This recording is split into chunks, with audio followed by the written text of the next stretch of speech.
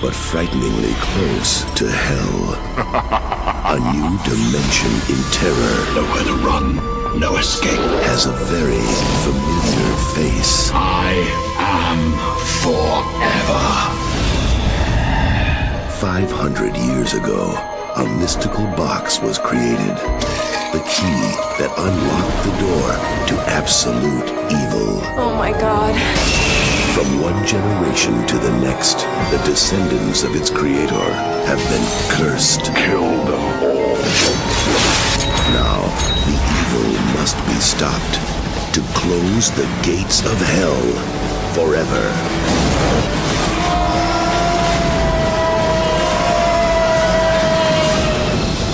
Welcome to Oblivion. Hellraiser Bloodline.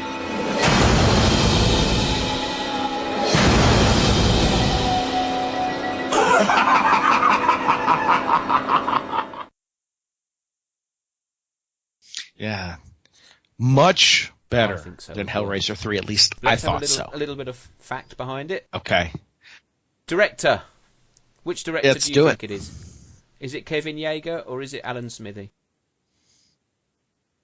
Now, I'm not looking. Do you know who Alan Smithy is? I don't know. What do you think? Alan Smithy is a Hell no. fake name. When a director basically takes his name off of a film, which Kevin Yeager did, they just credit it to Alan Smithy. Yes. If you look up films directed by Alan Smithy, you'll see loads. And it's not a... Really? I did not know that. That is hilarious. Smithy film. Maybe. I don't know. I'm going to look this up. But yeah, basically Kevin Yeager, who is a special effects guy, he did the special effects for Nightmare on Elm Street 2, 3 and 4, I think.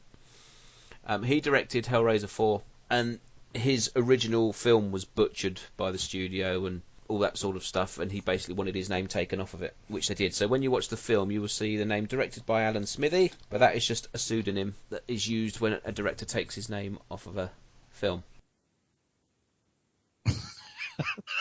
That's class. I love that. That is absolutely class. Try and find a list of films directed by Alan Smithy. Have you got them? I got them right here. I do.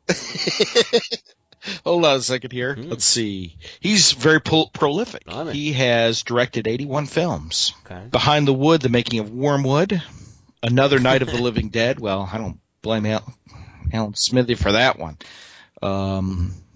Tom Toll on the Scrap Heap, Worm, Neil Wolf. Oh, God, there's a lot of shit movies here. Beach Cops. Streetwalkers 3. Oh, God. Twilight Zone the movie. I don't know. I'm not that far back in history yet. Whitney Houston's greatest hits. Wad, The Life and Times of John C. Holmes. Did you know? Here's an interesting one.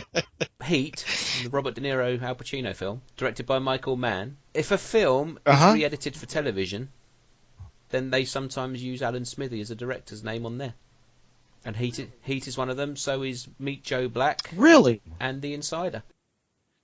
I don't know. Why do they do that? Is it only in the U.S. or is it worldwide when they do that? It just says, the following films were credited to their actual directors during theatrical runs. When re-edited for television or for other reasons, the Smithy credit is used. So there you go. If they change something, I think isn't there something in films when a director has to direct a certain percentage of the footage to get a credit? And we've got some of those crediting things over here in the U.S. And they edit over a certain amount, I imagine they have to put another credit on there. I imagine that's what it is. At a guess, I don't know. Anyway, but yeah, Hellraiser 4 Bloodline falls into this category because the original film was mucked around with so much. But anyway, let's go in there. Directed by Kevin Yeager, written by Peter Atkins again, starring Bruce Ramsey, Valentina Vargas, Doug Bradley, Charlotte Chatton, Adam Scott, Kim Myers, and lots of other people faces you may know. Okay, we've essentially got 3 films here, haven't we? It's a film split into 3. We have the past, the present, and the future of the Bruce Ramsey character, absolutely. who is Le Merchant, or Merchant, as he becomes. Initially we're in space. 'Cause of course Yes, that's we do. where all good franchises go when there's nothing left in the ideas pot. That's right. Even Leprechaun. Even Leprechaun did it. They haven't done it with Nightmare on Elm Street yet. I'd like to see that. Shh. I did. You just said it out loud, didn't you? I did. Bastard. I blame you. They did Jason X. Did they do a Jason in space? I'm sure that's what Sean that's Cunningham had in mind when he did the first film. I'm really sure you're right. We're in space. With, so we start in space, absolutely. I can't remember his first name. It's Merchant, isn't it? Dr. Merchant or something. Played by Bruce Ramsey. He's, something along those lines. For his robot equipment is solving the puzzle box to bring Pinhead aboard his spaceship with the intention of killing the demon once and for all. But the ship is boarded by some sort of military presence who tell him, no, you can't do that, stop it. And he begins to tell his story of his family's bloodline. So we're transported back to, is it the 18th century? Yeah, I think it is. His ancestor, Philippe Le Marchand. Do you like the little French accent there? Is he? No. I can't. That was very good. I couldn't have done it. Yeah, remember, I live in North Carolina, so. Anyway. Exactly. We're in Paris, France, 18th century. Philippe Le Marchand is a toy maker who's been commissioned to make the puzzle box from the Duke de Lille. I think that's how it's pronounced. That's right. De Lille. Yes, played by Mickey Cottrell. Go on then.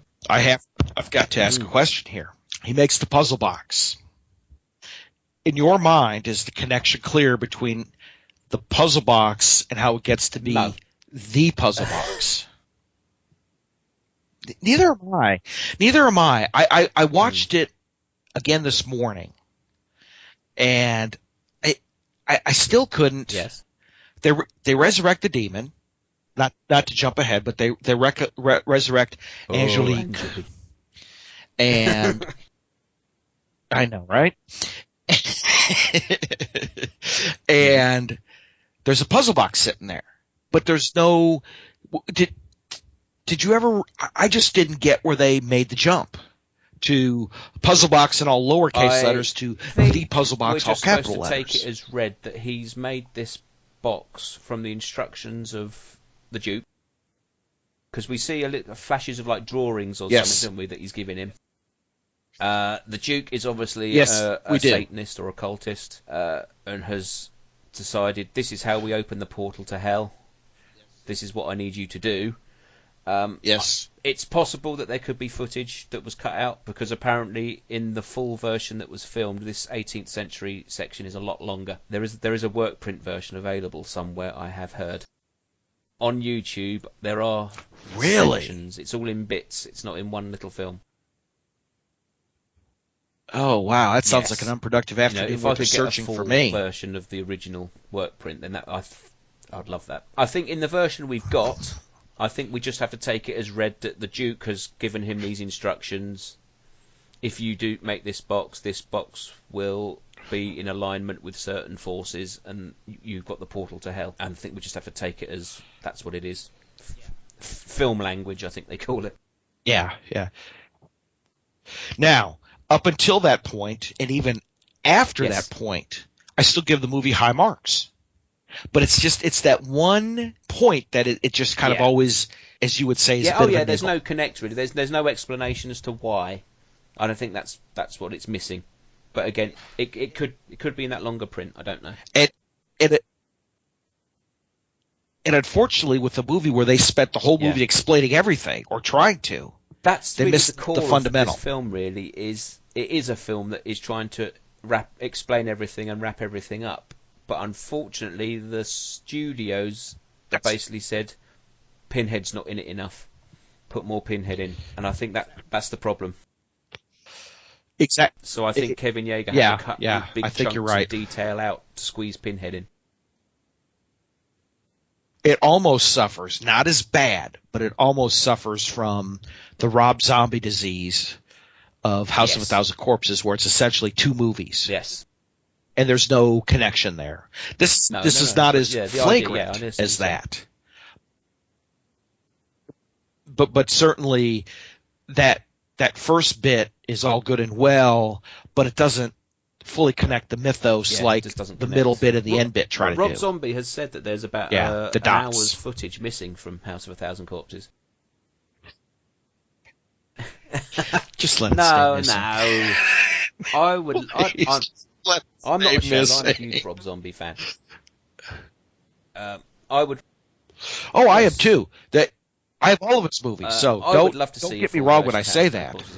I think he has said, one day there may be a special edition that comes out. Yes, and I will buy it. But yeah, I will buy it. I mean, there's a big disconnect between the setup and the final act. Basically, yes, and you go into it hoping that you're going to get that, and it doesn't deliver on that one part. And based on your Smithy comment, if I'd been the director, I'd done the same thing. Screw you guys. The information's up online. If you go to go to Wikipedia or go to any of the reference pages, there's a lot of information about this film. But yeah, basically Kevin Yeager got screwed over big time, I think. I'll have to do that. Now, at one point months ago, you told me you were going to look at getting Leviathan. Yes. Did you get it? Does it talk about any of this stuff? It's been a while since I watched it. It doesn't go into it in the main documentary. The main documentary is just Hellraiser 1 and 2. Okay. I think, going from memory, the bonus disc goes into the sequels a bit. There is some information, but I don't think it's very detailed. To be honest, I say it was months ago. I can't remember that much. But there is information there. So yeah. So we're related. Excellent. But so we have that. Yes, we have the Angelique, demon, who was a demon Angelique. From hell. It's established that she is an ancient demon. That's right. Yes. A princess from hell.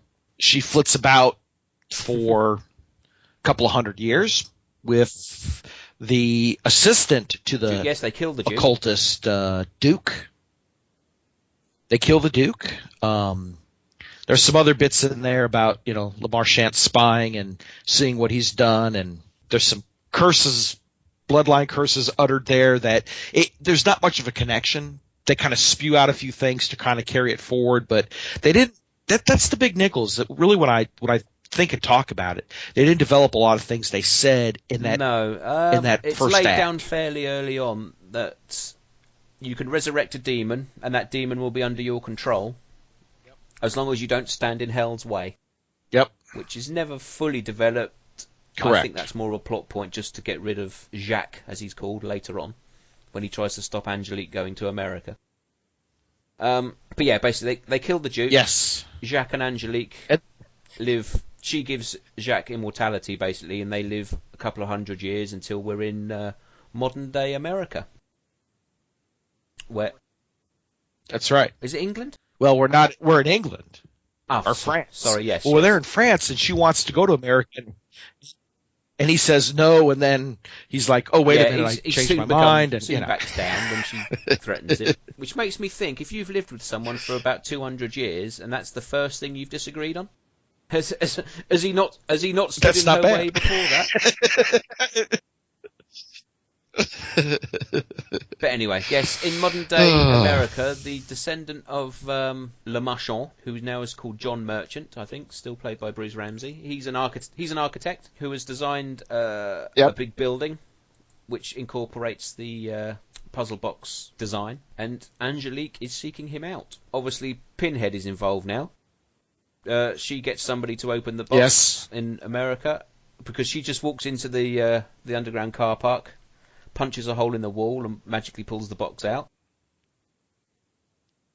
Which isn't it's a tie to the last film, right? Isn't it?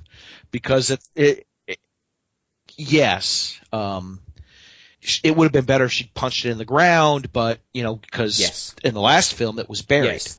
The ending scene of Hellraiser 3, we see the box was buried in concrete, and then on top of that concrete, a big building was built. We're now in that building. I'm sure I would have thought one of the builders would have noticed a big box when he's laying down the concrete, wouldn't you? Yeah. Yes, I know he's built as well. You know So how it yes, is. so she gets somebody to open the box, which brings Pinhead into the modern world. We find out that Pinhead and Angelique knew each other in hell, which sort of throws into question the mythology set up in the second film. If Elliot Spencer became Pinhead in the World War I years, which is the early 20th century, how can Pinhead have known Angelique for thousands of years in hell? Which gives further evidence to the proof that Pinhead is a demon infecting different bodies, maybe. But again, it's never really hammered home. That's right. Just one of those things. But anyway, so we've got that going, and then we see Pinhead and Angelique trying to manipulate this John Merchant to create this laser light show that will permanently open the gates of hell for Cenobites to roam free on the Earth and cause destruction. So Pinhead kidnaps his son, and all sorts of things go on. We see at least one new Cenobite being born, the twins. Two become one, so to speak. Yep. They're fused together by Pinhead. Yes, exactly. That's right. The Chatterer dog. We got the dog in this one. Yeah, that's right. We do get that the wife is able to banish Cenobites using the box. She's from Nightmare on Elm Street 2. Yeah, Looks like a young Meryl Streep. Yes. Somehow she magically can figure out how to do this. Because before it took the most determined souls looking for the most disgusting things to open the box, but now anyone can do it. Right. Yes. Anyone can close the box. So yeah, I mean, you can again see that the movie was shred to bits. The more you talk about some of the little nuances and things that happen, you start to realize this movie really was kind of shred to bits. But I will say this: it moved the mythology along, it expanded it nicely, it brought it into modern day, and made for a good movie. After that middle bit, we end up back in space, though. That's right. He's finished his tale. And then Pinhead appears. Nobody believes him, of course. And then, Pinhead's there, and some idiot, of course, lets him out. There's always that idiot. Pinhead is out, and we get that nice little twist at the end. I thought that was always good, is the little hologram where the guy's not on the ship, and he creates the reverse light show in space, and Pinhead is killed. Pinhead realizes he's been trapped in a giant puzzle box, which is then blown up. Wouldn't you have just loved, just before it blew up, for Pinhead to look to the camera and just go, "Oh, bollocks." Something like that, exactly. Something perfectly English. But yeah, that's Hellraiser 4 basically. It gives you the history of the box, gives you a little up-to-date story, and then we see the end of Pinhead in the movie universe, at least, anyway. And but at the end of the day, it had some decent acting.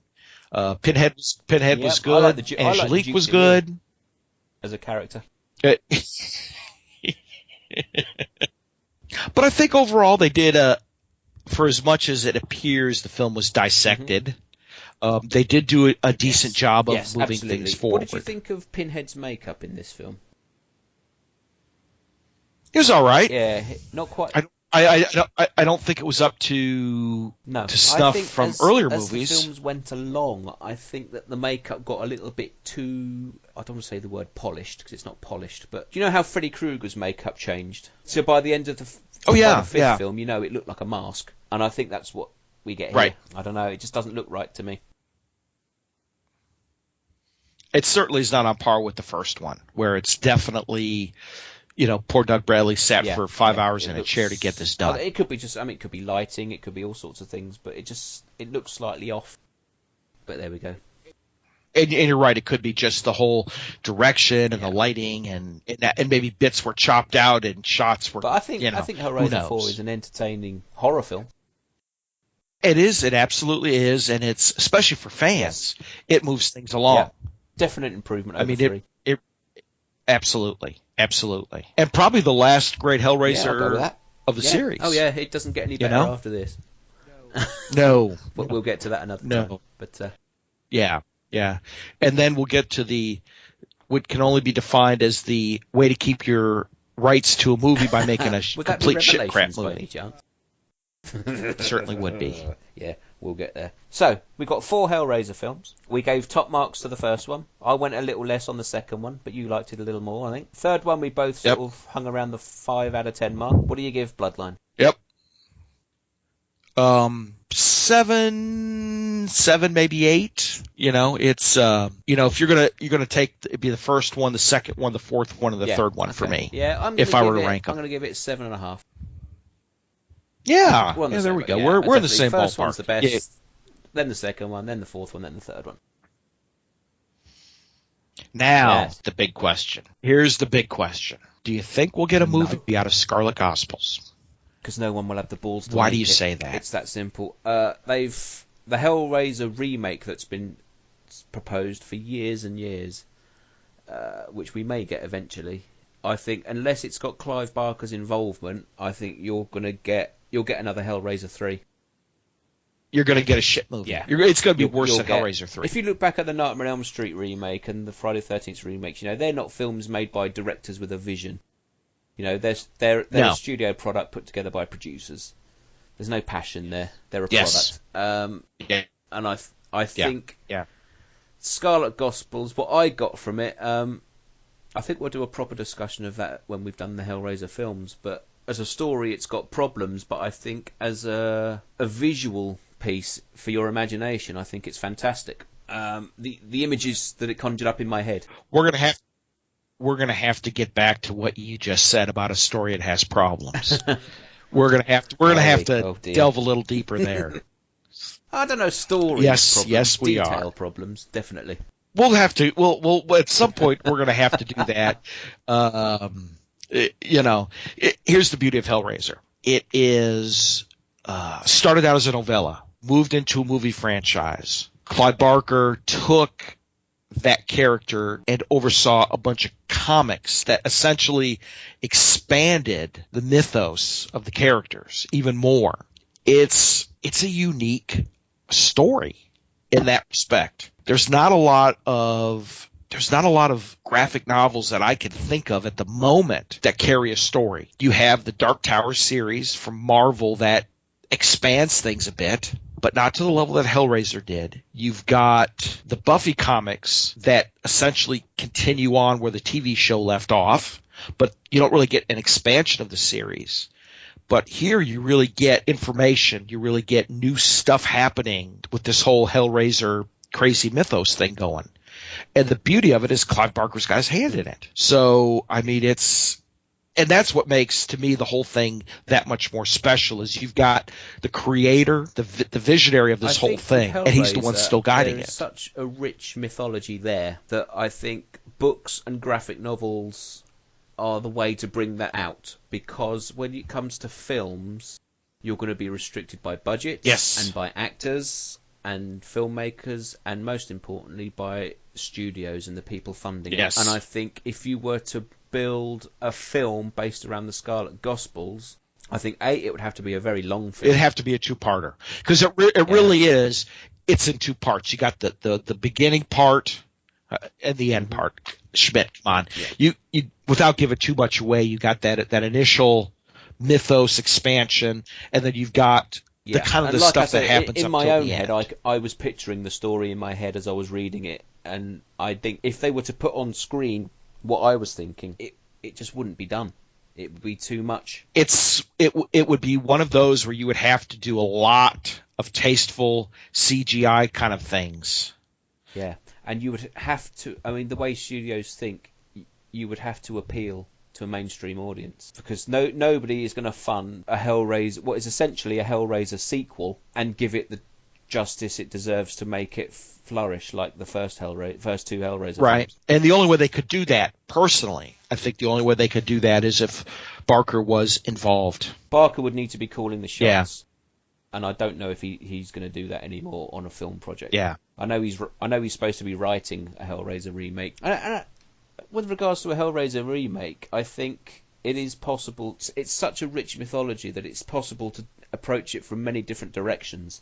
The main star of Hellraiser isn't Pinhead. No, it's the box. The box is the star of Hellraiser. Right.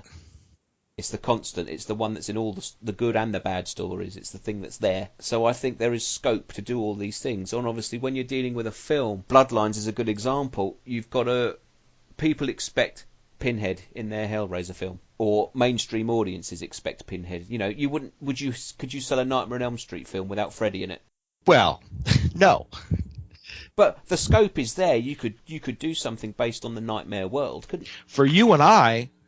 For you and me, and for fans of this sort of stuff, of course we could. We'd go and buy Yep. it. But, you know, is the Scarlet Gospels film going to sell out at your typical Odeon cinema on a Friday night? No. You know, people, you know, something... If you think about when... I don't know if this is a good example. It's the first one that springs to mind, though. When Romero came back with Land of the Dead, you know, it had been 20 years since Day of the Dead. You know, everybody I spoke to at the time was excited about a new Romero film. It's going to be brilliant and blah, blah, blah. But like all Romero zombie films, it did nothing. You know, at the box office, it just didn't sell. Right. It made its money back for the studio, but it wasn't what you would call a smash, you know, because it's only going to appeal to a certain audience. Right.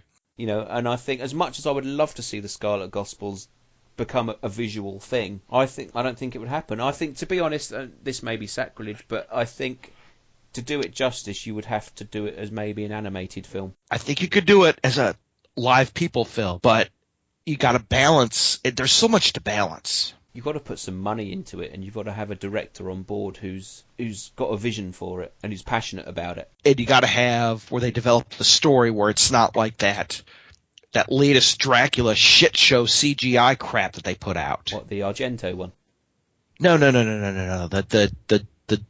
The cinema one for the big theater, but big budget one. What is it, I, Dracula? Or... Dracula Untold. Yeah. I mean, that thing was a CGI nightmare. It wasn't as bad as I, Frankenstein. That was fucking terrible. But yeah, I know what you're saying. Yeah, you... Yeah, they tried I, Frankenstein. It just didn't go anywhere. Interesting concept. Poor delivery. Keep it as a concept. Yeah. Just because you can do something doesn't mean you should. Exactly. So... I mean, that is why I think Scarlet Gospels won't get a film made of it. I'd love to say yes. I don't think it will. Yeah. If they can't get it together to put another decent Hellraiser sequel out, I can't see how they're going to do the Scarlet Gospels. Yes. Exactly. I would love to see it, though. I would absolutely love to see it. But, you know, shit. Yeah. You know, it's not going to happen. No, and I think if Clive were 10 years younger, if Clive were healthier, he may have the patience to push forward for something like that. But I mean, there comes a certain point in everybody's life where you just don't even want to deal with it. As much as it would be great, you just got more important things to do in life. All right. While you mention that, here's a question for you: do you think that Clive Barker wrote the entirety of the Scarlet Gospels? Yes. Or to put it another way, do you think that Clive Barker gave the concept of the Scarlet Gospels to a ghostwriter and something else was built around it? I think he wrote it. I think he wrote it at different times in his life. Yes. Okay. It has been a book that I know has been sitting on his shelf in one form or another for a long time, and I think he really wanted to get it out, and probably some of the editing didn't connect things like they should, you know, because you could see some tonal changes between the start of the book and towards the end of the book, and you know, the end of the book kind of, it's almost like, oh shit, I got to finish this book. I think he did, but I think it was written at different parts of his life, and I think they tried to edit it all together, and he may not have been healthy enough to do a full rewrite. Okay. But I think he did. Is there rumors he didn't? Just things I've been reading online, which I know I shouldn't do. But yeah, it's just a lot of things I've read where I've seen people say, this does not feel like Clive Barker, this feels like a hack writer taking a Clive Barker concept, and just things like that, really, and I just wondered what you thought about it. You know, and I think it could be one of those where maybe he's more sick than we all know, and maybe his partner tried to help out with some of the editing, and it could have been a confluence of things. I know what people say that it's kind of like that, but I think he did write it. I think it just may be in how he connected the parts that were written at different points in his life together. Okay. And we also got to remember, though, that Pinhead is not the same character that Barker originally wrote for Hellbound Heart. No. The character has morphed. It's a different character now. Pinhead appeared exactly twice, I believe, in the Hellbound Heart. One at the very beginning for a paragraph, and then one at the very end. Yeah. He wasn't central to any part of the Hellbound Heart story. No. So, yeah, just interesting. I just wonder what you thought. Yeah. I could see where people would think that. I choose to believe that Clive wrote it. Yeah. But was written at different parts of his life and trying to connect pieces and tried to edit it in and shoehorn it in. I can certainly think where that happened. Okay. I mean, compare that to a lot of Stephen King stuff where he starts something, throws it out, does a complete rewrite, and it turns out differently. Yeah. Okay. Yeah, I'm not that well versed in Stephen King, so I don't think I've read anything since Pet Sematary, to be honest. You're missing out. I haven't got time to read books. I've got so much going on. Yeah. What's really funny is I've made more time to read books in an effort to get over my hump of not writing anything for a long time. Yeah. And it does begin to help a little bit. Yeah, it fires the imagination up a bit. That it does. And I've tried to branch out of my reading. I'm reading a Cormac McCarthy book, If It Kills Me, because one can't read only horror. I'm reading a Don DeLeo book, If It Kills Me, that kind of thing. Yeah, I'm reading some Ian Fleming at the moment, actually. Yeah. I've got Smart Bond. He can be a little tough to take. He's a little dry. Yeah, I've never read any original Ian Fleming material. I've read most of the original Bond stuff, and it's good, but it's a little dry. Yeah, I've got them. I've owned them for years, and I thought I really ought to read some one day. So I'm reading Casino Royale at the moment. Yeah, what do you think? I'm enjoying it. Yeah, I see what you mean about it being a bit dry, but yes, I'm enjoying it. It explains all the rules of the card game and everything, which I like. Oh, those books, some of those get really crazy detailed, like Moonraker. I mean, because they had I think they had Bridge in that one. That's it. Yes. Yep. And Casino Royale, that's where they have. Don't tell me. Do not tell me. I got to think. Just don't tell me. Baccarat's in that one, that's right? That's right. Yep. Yep. So yeah, I'm quite enjoying the story. And when I've finished that, I've got a book about Charles Manson that I've got to read. Why? Because I love Charles Manson. No, I don't. I love the what shall I call it? I don't know. It's something that's always fascinated me. The whole backstory. Yes, the whole Manson thing. That period of American history. I've always said if I had a time machine, I wouldn't go back any further than 1967. To be honest, I'd go back to 67 San Francisco. That'll do me, and I'll just be happy there.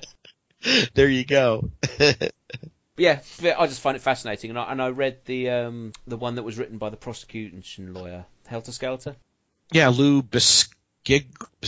I don't remember how to say his last name. But yeah, I read that a while ago, and which is obviously, I mean, I don't know the facts of the case, but it was very biased towards the prosecution, obviously. So I've got another one now that's written by somebody else, which I found in a shop not so long ago, so I'm going to read that. And also, there's a Manson film coming out in a few months' time called House of Manson. Oh, hopefully it's better than that Vanderbeek thing. Oh, the Manson family. Yeah. Oh, I know. I get some enjoyment out of that. That was a weird one. Yeah, I think you've got to be a little bit, maybe have a little drink or something before you watch it. Or a little drink or 5. Yeah. yeah. But no, I find the topic fascinating. I love that sort of distortion of the American dream type thing. I love all that. Yep. But okay, well, I think we've done our Hellraiser 1 to 4 discussion. Yep. I think that when we come back, whenever that's going to be, we'll do 5 to 9 and throw in a few more tangents in between, I expect. I don't think we'll take as long on 5 to 9. No, I think we'll be over pretty quickly on them, to be honest. There's a couple of good bits of discussion in there, though. Oh yeah. So what's coming out for you that you're interested in? Anything coming out that you're interested in? Probably. I can't think off the top of my head. Well, obviously the Hellraiser box set that's coming from Arrow in a few weeks. I'm looking forward to the new Rob Zombie film when it comes out next year. 31. I'm 31. Really excited to see that one because I will say this publicly. I'm a fan of Lords of Salem. Yes, so am I. I enjoyed it. Yes, so am I. I've seen some of the images that have come out, the stills of, of Malcolm McDowell and all that. Look pretty gruesome, so yep, I'm in on that. And it's got clowns in it. There's always a source clowns. of amusement. And it's Rob Zombie. What are you going to head to the Green Inferno? Yes, absolutely. Yes. Are you? I love a good cannibal film, me. I may try to get myself. I may try and go see it. I don't know if it'll get theatrical release over here. I don't know if it is. It's in the theaters now here. I don't know if it's scheduled for down here, but I'm sure it will get a DVD release at some point, so I will get to it. So Eli Roth is kind of I applaud him for his devotion to horror, but I'm not a big fan of his movies. I got to tell you, I'm just not a big fan. I didn't care that much for Hostel 1, 2, or 3, although the cutting of the penis was awesome. I enjoyed Cabin Fever, but what I do is I respect his devotion to horror movies and everything he does for horror movies. I admire that, and we don't have enough of those folks. We're getting more, but we need more. Yeah, you got Eli Roth and what's the other guy? Adam Green, people like that. Yep, got Adam Green. Well, and you've got Adam Wingard, you've got Ty West. You've got say what you want about Ty. He's done some phenomenal movies. House of the Devils, one of the House of the Devils and Innkeeper really stand out. One of the best horror films of the last 20 years. Yeah. God. I'll state that now. It is an awesome movie. I agree. 20 years? Shit. Yeah. I'd have to ponder that one for a while. But back to Eli Roth. I know he's a bit like Tarantino in that he divides people's opinions, but I don't see why people get rubbed up the wrong way with him so much. I don't know either. Has he ever publicly come out and said something that people have gone, "Oh, don't like that"? I don't know. But I do know from the bits and pieces of interviews he's given and stuff, I equate him with an appreciation of film on the level of Tarantino. Yeah. Is there anybody alive today? There may be that I don't know, but is there anybody alive today that is a bigger fan of cinema than Tarantino? I don't know. I don't think I could find one. Robert Rodriguez? He would come close. He would come close. I know what you're saying. Yeah. But I mean, the thing about Tarantino is he loves horror, but he loves movies. Yes. Period. Yeah, it's one of the things. I'm not going to say, "Oh, I'm excited. There's a new Eli Roth film coming out." He's not like that for me. He's not. Whereas I would say that about a Tarantino film. Right. Or a Rob Zombie film, or, do you know what? I just thought, or a Wes Craven film, but that's not going to happen anymore, is it? No. But you know what I mean? He's not, Eli Roth's not quite that level for me, but I don't dislike him at all.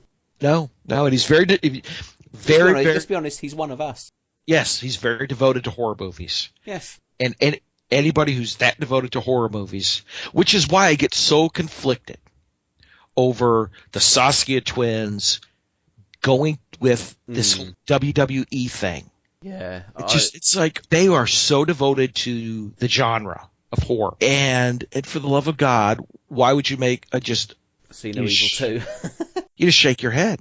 I think they do love their horror, and this is just my opinion, they love their horror and all that sort of stuff, but I think when you are a professional filmmaker and someone comes along at you with a wage packet, waves it in your face and says, if you make our films how we want them, we'll give you this, I think there's a bit of that involved. There almost has to be. I mean, everyone's got to earn a living. I was going to say at some point you got to pay the bills. So I think you can have your principles and stay an underground filmmaker if you want, but while you're doing that, you'll have to go and stack shelves somewhere to pay your bills. Right. So I think there's a bit of that involved. There is, and I can only hope that they've got other movies in the works that aren't a WWE Studios production. They've got the talent, because American Mary was great. Absolutely. I hear awesome things about Dead Hooker in a Trunk, but I've never seen it. I've never seen it. No, I have heard good things. So yeah, I think the talent's there. So Eli Roth, Green Inferno. I love cannibal films. I love Cannibal Holocaust. I know whatever people think about it, it's such a lovely made film. It really is. It's so superbly put together. It was a trailblazer at the time. Yes, and I think if anybody can bring back that style of film and give it the care and attention that they need, or it needs, I think Eli Roth's probably one of the people to do it. And it's one of those movies you should just go into and take it for what it is, but People he's one of those, he's like a Tarantino, just like you said. People, they get their panties so far up, twisted up sideways that they just miss enjoying the movie. Yeah, that's a Hostel 1 and 2 I thought were good. Let's be honest, most people at the time thought they were good. There's only this backlash because of what came after it. Everyone goes, oh, those gore films. Well, you were at the cinema at the time watching it, you know. Yeah. Cabin Fever, I think, is perfectly fine. I do prefer the sequel, which he didn't do, but there you go. The one Patient Zero? No, the one, the school dance thing. Oh, yeah. I rather like Patient Zero. I thought that was a very good movie. Is that the third one? Is that the one with Sean Astin in? Yes, that is the one. I've got it. I watched it once. I don't remember it. Give it another go sometime when you're bored. Another go. I have heard rumours there's going to be a TV series. Cabin Fever. Oh, please no. I know. Why is it all TV series? I don't know. I'm sure they're going to make it anyway, whatever we say. I know. If they can make a buck, they'll make it. Exactly. I mean, it could do well as we're going to make 10 episodes and that's it. We're done. Yes. Why don't people do that? Because there's money to be made. We're going to make 10 episodes and then that's it. Which is why it excites me when people talk about Netflix original shows. They've got a decent recipe and they don't pump out shit. They make what they want, at least now, and then that's it. Yeah, before we wrap up, I think I ought to say, please go over to www.ancientslumber.wordpress.com, which is my blog, which Myron's been throwing a few reviews onto as well. You'll see everything that we're up to on there, and look down the links to other work section, and you'll be able to follow the other reviews that I write on there. That's right. Other than that, it's been wonderful talking Hellraiser. I'm sure we'll get back to it sooner or later. That's right. I hope so. Although by the time we do, they've probably made another film by then. It better have Doug Bradley in, is all I can say. Well, yeah. Go watch Wrong Turn 5. You may change your opinion. Well, he's not playing Pinhead, is he? Or is he? He might as well have been. Oh, Lord. Anyway, right, we'll wrap that up, and we will be back sometime in the future. Cheers. Okay, bye! Who are you? Explorers in the further regions of experience. Demons to some, angels to others.